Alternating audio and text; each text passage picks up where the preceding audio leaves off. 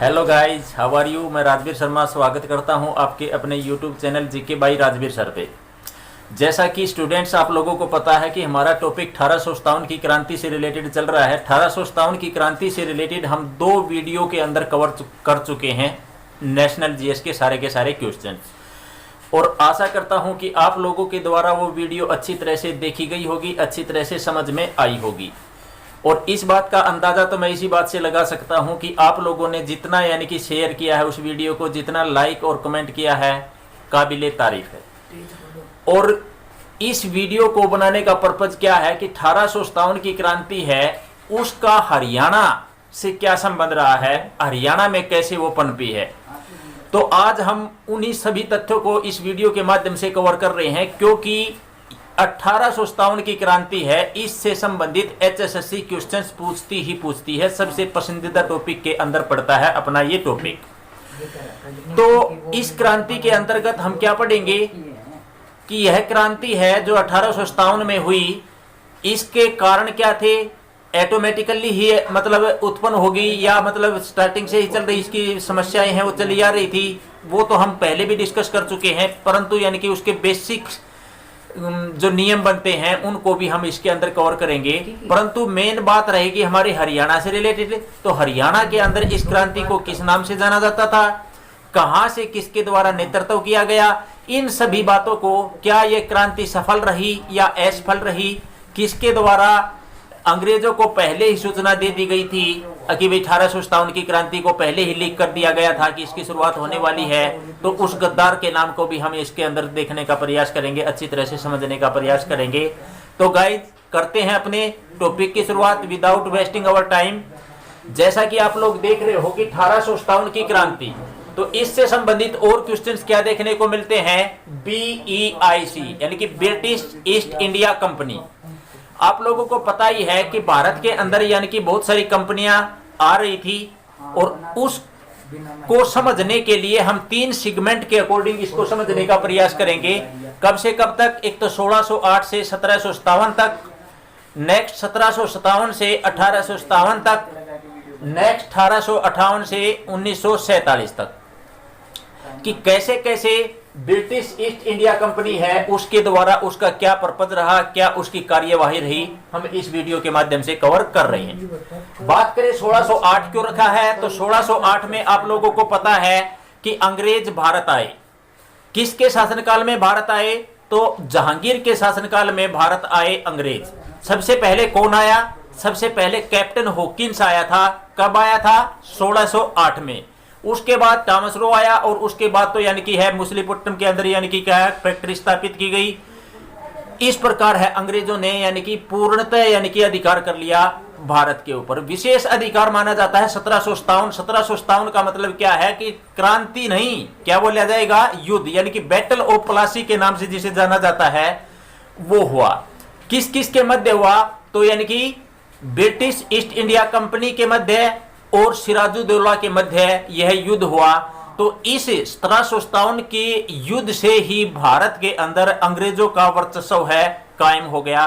बात करें हम 1764 में बक्सर के युद्ध से, तो बक्सर के युद्ध और प्लासी के युद्ध से अंग्रेजों का वर्चस्व माना जाता है भारत के अंदर।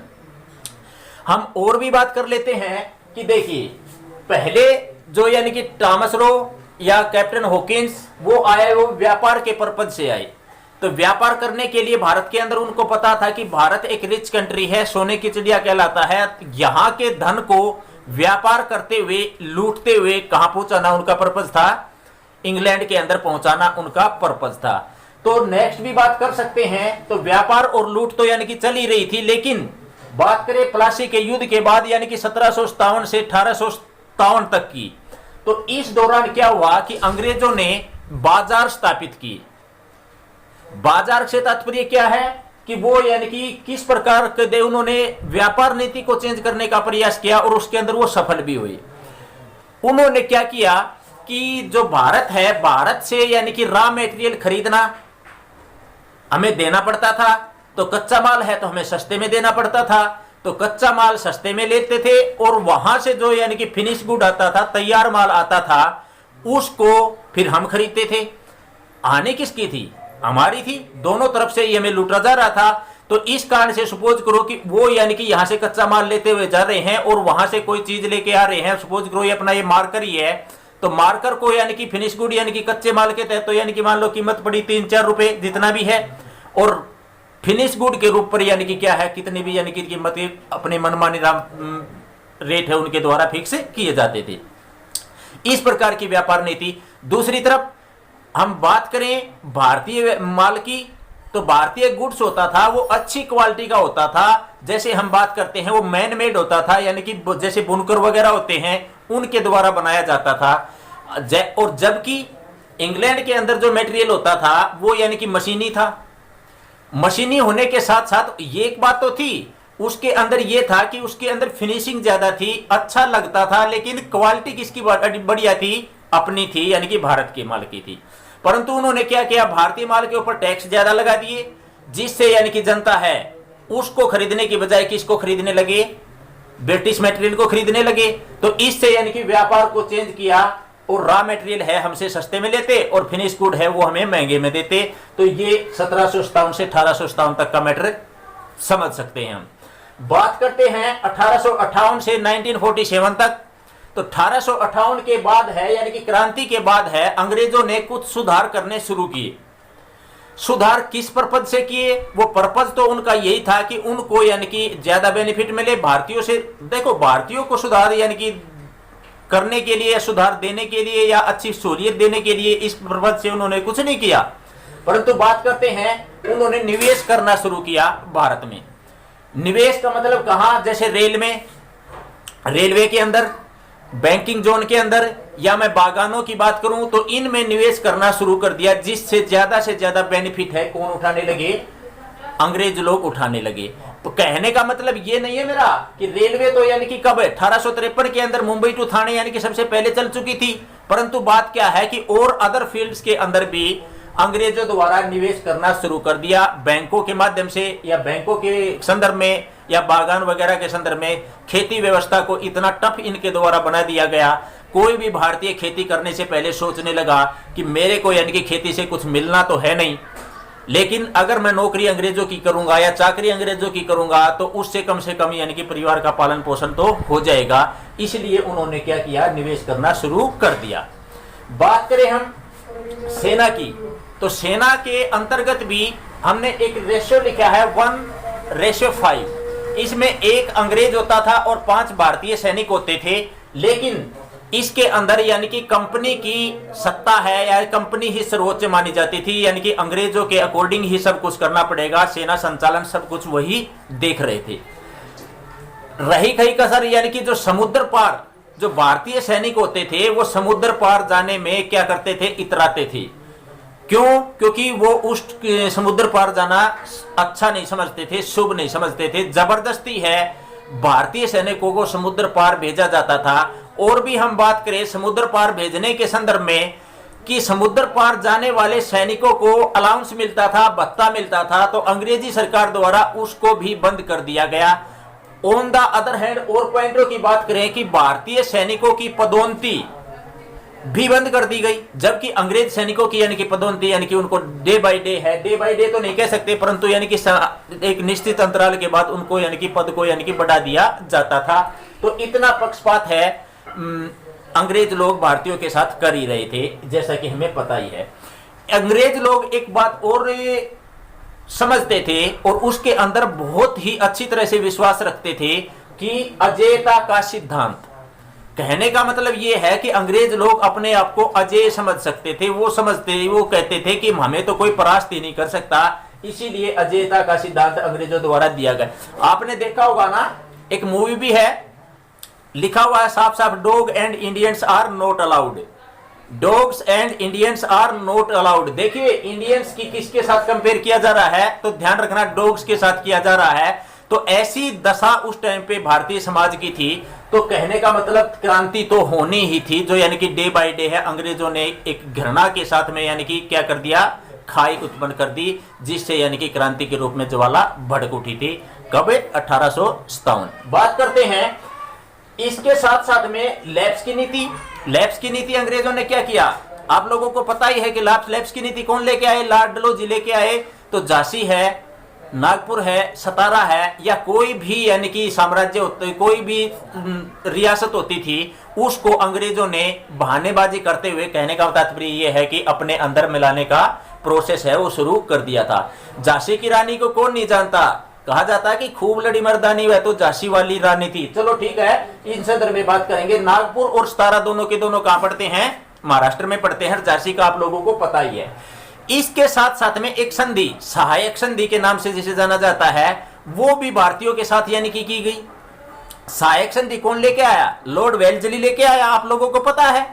तो लॉर्ड वेल्जली, सहायक संधि का तात्पर्य क्या है कि भाई भारतीय राजा होते थे, जो भी यानी कि रियासत से संबंधित जिसको संभालता था भारतीय ही, लेकिन अधिकार यानी कि चलाने वाला कमांडर कौन होता था, अंग्रेजी सरकारी होती थी। तो भाई भारतीय राजा अंग्रेजी सेना का खर्च उठाएगा, बदले में अंग्रेजी सेना है वो क्या करेगी, इफ यानी कि अटैक होता है कभी, तो उसमें मदद करेगी, किसका, भारतीय सेना का।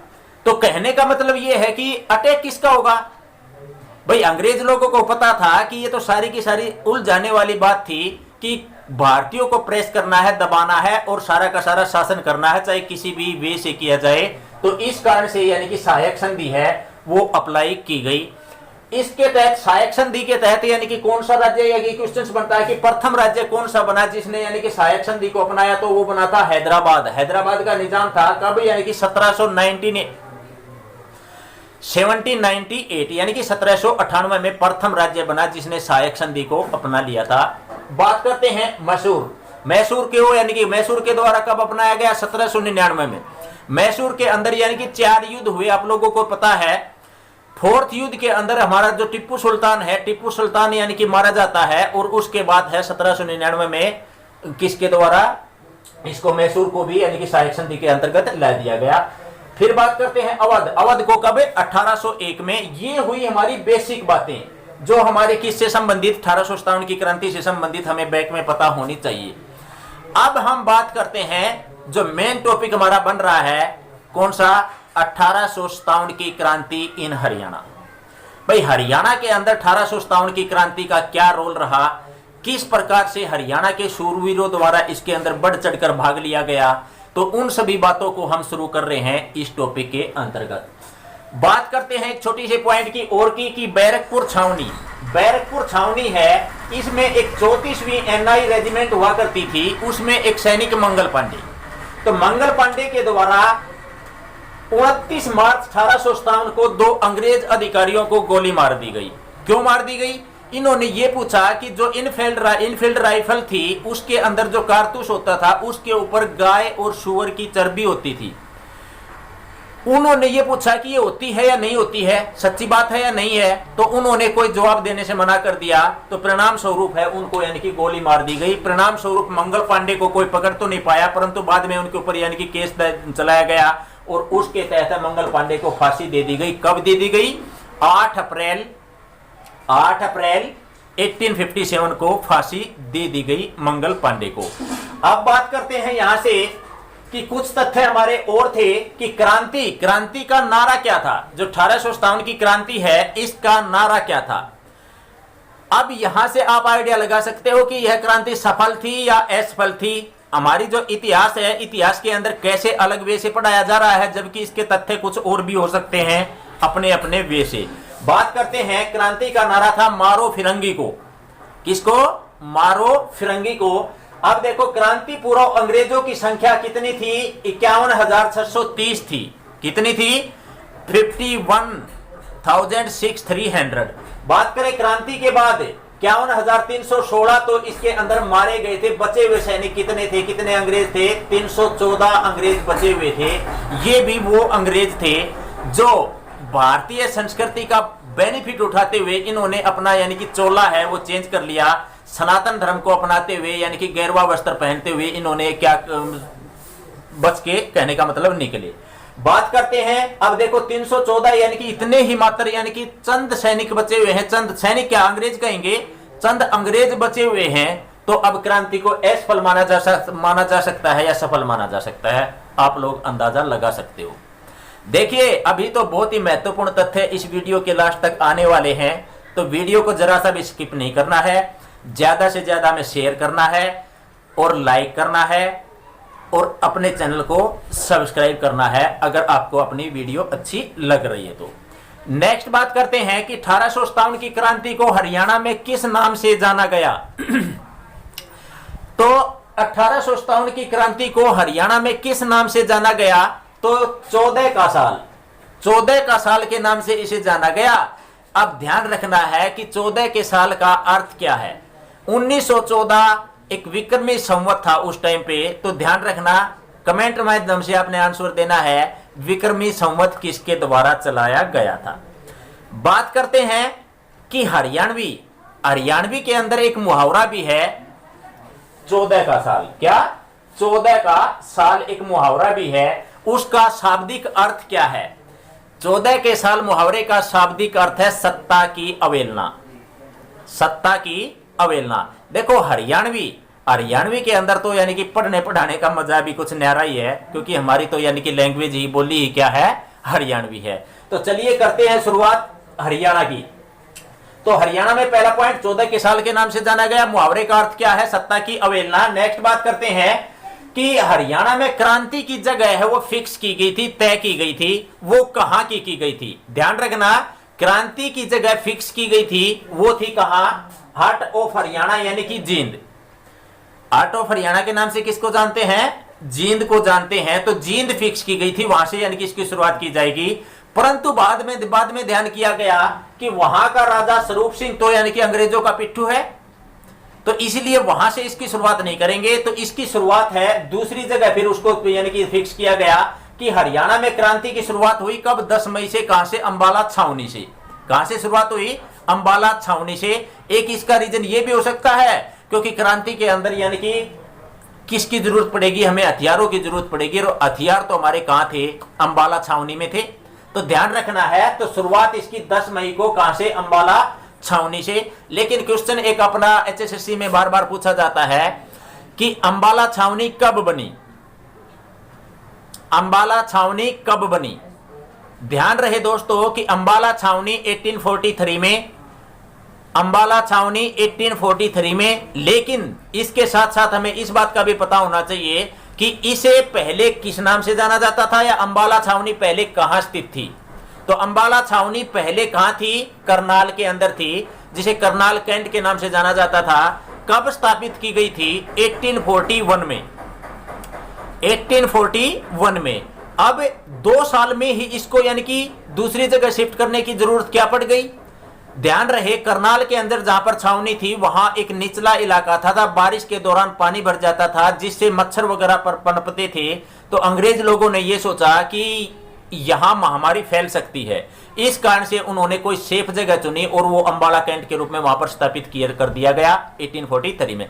बात करते हैं ट्विन सिटी की। एक क्वेश्चन बनता है कि ट्विन सिटी के नाम से किसे जाना जाता है, तो ट्विन सिटी के नाम से भी किसे जाना जाता है, अंबाला कैंट को जाना जाता है। क्यों जाना जाता है, क्योंकि एक अंबाला कैंट और एक अंबाला ऑलरेडी है, तो इस कारण से ट्विन सिटी के नाम से किसे जाना जा रहा है, अंबाला कैंट को। कब से जाना जाने लगा, तो ये क्वेश्चंस भी अपने आप सोल्व हो रहा है आपका 1843 से। बात करते हैं कि जब क्रांति की शुरुआत 10 मई को यहां से शुरू हुई, तो एक गद्दार भी था हमारे अंदर, जिसने यानी कि क्या किया कि अंग्रेजी सरकार को क्रांति की शुरू होने से पहले ही सूचना उनको दे दी गई, जिसका नाम क्या था, श्याम सिंह। क्या नाम था, श्याम सिंह। तो इसको तो यानी कि गद्दार श्याम सिंह के नाम से ही जानेंगे, क्योंकि इसके द्वारा है क्रांति को पहले ही असफल बनाने के कारणों में एक ये भी माना जाता है। परंतु हम असफल नहीं मान सकते, क्योंकि अंग्रेज लोग हैं। जब ये 314 बचे थे तो इन्होंने बाद में वहां की पत्रिकाओं में एक बात लिखी थी कि 1857 की क्रांति सफल थी बिल्कुल, परंतु उन तथ्यों को दबा दिया गया वहां। नेक्स्ट बात करते हैं कि 10 मई के बाद 3 दिन बाद 13 मई 1857 को क्रांति कहां पर, गुरुग्राम में। गुरुग्राम से एक एसएससी ने क्वेश्चन पूछा था कि उस टाइम पे गुरुग्राम के कलेक्टर कौन हुआ करते थे, कलेक्टर कौन हुआ करते थे, विलियम फोर्ड हुआ करते थे। ये क्वेश्चंस भी आपको ध्यान रखना है। नेक्स्ट बात करते हैं 23 मई 10 दिन बाद 23 मई 1857 को रोहतक के अंदर क्रांति है वो भड़क उठी। किसके द्वारा, यानी कि रांगड़ों द्वारा इसके अंदर यानी कि बढ़ चढ़कर भाग लिया गया। नेक्स्ट भी हम बात कर सकते हैं कि और महत्वपूर्ण तो तथ्य हैं जो एचएसएससी पूछती है कि 1857 की क्रांति से पहले सबसे बड़ी रियासत कौन सी थी, या बात करें सबसे छोटी रियासत कौन सी थी, वहां से नेतृत्व किसके द्वारा किया गया। चलिए करते हैं सॉर्ट आउट। झज्जर सबसे बड़ी रियासत हुआ करती थी। कौन सी? झज्जर है सबसे बड़ी रियासत हुआ करती थी, जिसका नेतृत्व किसके द्वारा किया गया था? अब्दुल रहमान खां के द्वारा किया गया था। किसके द्वारा? अब्दुल रहमान खां के द्वारा नेतृत्व किया गया था। ये पॉइंट आप लोगों को ध्यान रखना है। नेक्स्ट पॉइंट, अभी क्वेश्चंस बनता है तो लगभग एक बात आपको ध्यान रखनी है कि कई बार क्वेश्चन से ऐसा देखने को मिल जाता है, अगर हमें फिक्स पॉइंट का नहीं पता है, आंसर का नहीं पता है कि उनको फांसी कहां दी गई या कहीं और से नेतृत्व करने वाले यानी कि क्रांतिकारी को फांसी कहां दी गई, तो ध्यान रखना चांदनी चौक दिल्ली, उसके अंदर ऑप्शन आप लोगों का जरूर होगा और उसको हमें सिलेक्ट भी करना है। तो इनको फांसी कहां दी गई? चांदनी चौक दिल्ली के अंदर फांसी दी गई। बात करते हैं 1857 की क्रांति के समय सबसे छोटी रियासत कौन सी हुआ करती थी, तो छोटी रियासत हुआ करती थी फर्रुखनगर। कौन सी?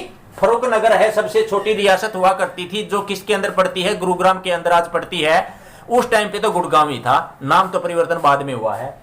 वहां से नेतृत्व किसके द्वारा किया गया? तो नवाब अली अहमद के द्वारा नेतृत्व है किया गया, और उसको भी फांसी तो कहां देनी है? 1857 की क्रांति के बाद, यानी कि कहां पे? चांदनी चौक। तो उस पॉइंट को भी आप लोगों ने कवर करते हुए ध्यान रखना ही है। क्वेश्चंस बनता है कि बल्लभगढ़, बल्लभगढ़ का वर्तमान में नाम तो बलरामगढ़ है, लेकिन ध्यान रखना बल्लभगढ़ से नेतृत्व किसके द्वारा किया गया था? राजा नाहर सिंह के द्वारा किया गया था। यह बहुत ही बड़ा शूरवीर व्यक्ति था वही नाहर सिंह। इसके संदर्भ में जितनी भी प्रशंसा की जाए उतनी ही कम है। एक बार क्वेश्चंस देखने को मिला है कि ऐसा क्रांतिकारी कौन था जिसके जन्मदिन पर उसको फांसी दी गई, तो वो नाहर सिंह ही था जिसको जन्मदिन पर फांसी दी गई। कब दी गई? 9 जनवरी 1858 को इनको फांसी दी गई। ध्यान रखना, क्रांति का नेतृत्व, समस्त क्रांति का नेतृत्व पूछा जाता है तो किसके द्वारा किया गया? किसके द्वारा किया गया? बहादुर शाह जफर के द्वारा किया गया। बहादुर शाह जफर ने इनको कहा था कि भाई दिल्ली को संभालो, यानी कि कहने का तात्पर्य यह है ये अपने यानी कि रियासत को छोड़ते हुए दिल्ली चले गए और वहां से यानी कि तकरीबन यानी कि अंग्रेजों को यानी कि परास्त करने के अंदर इनकी महत्वपूर्ण भूमिका थी। उस साइड से एंट्री अंग्रेज लोग जल्दी से नहीं कर पाए थे, फिर बाद में ये कहां गए थे? अपने यहां पर आ गए थे फर्रुखनगर। नेक्स्ट बात करते हैं रेवाड़ी से। तो रेवाड़ी से नेतृत्व किसके द्वारा किया गया? क्वेश्चन हमारा ऐसे भी देखने को मिल सकता है कि अहिरवाल क्षेत्र से नेतृत्व है वो किसके द्वारा किया गया, तो बहुत ही अच्छा नाम यानी कि राव तुलाराम, जितनी प्रशंसा की जाए कम है। राव तुलाराम के द्वारा नेतृत्व कहां से किया गया? रेवाड़ी से किया गया। अहिरवाल क्षेत्र जो पड़ता है उससे इसका नेतृत्व है किया गया।